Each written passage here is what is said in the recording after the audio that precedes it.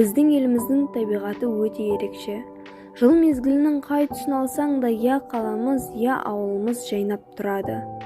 Табиғатты қорғау біздің парызымыз. Табиғаттың ғажайып әсемдігін көз алдына елестете отырып, өзің бір керемет сезімге бөлінесің. Табиғаттың бар әсемдігін, бар кереметін, оның әрбір әсерін сөзбен де, жазумен де жеткізу оңай емес. Бұлттар аппақ мақтадай оның керемет көрінісі жаныңды тербетеді. Мен Смудағы су шаруашылығына және де мұндағы өсімдіктерді бақылап және де мұндағы адамдармен сөйлесіп сұхбат алуға келдім.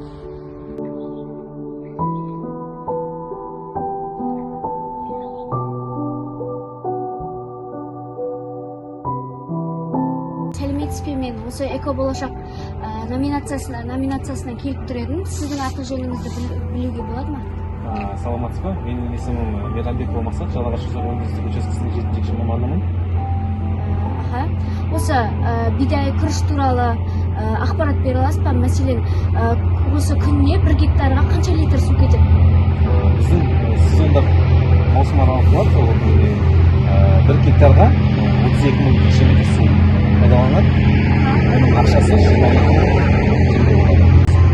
Сізден бір сұрақ сұрасам болады ма?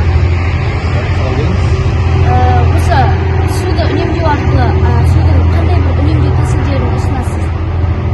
Енді суды біздің енді білесіздер, біздің өзіміздің мекемеміз Жалағаш өндірістік учаскесі егістік алқаптармен күріштерге шаруашылықтарға су беруге жеткізумен айналысамыз. Сондықтан бізде суды үнемдеу үшін ауыспалы егістік, мысалы үшін жоңышқа дақылдарына қарай бет бұруды көздейміз.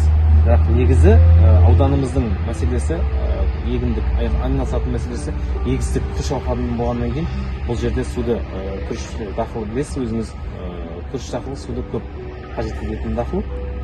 Сондықтан да біздің ауданның көп мәселесі күрішпен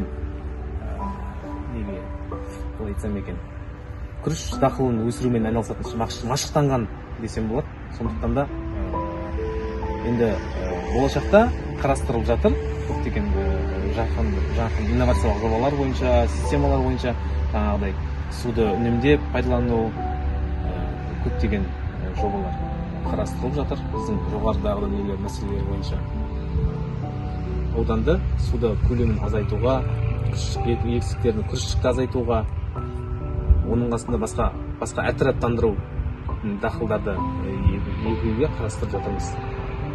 Рахмет.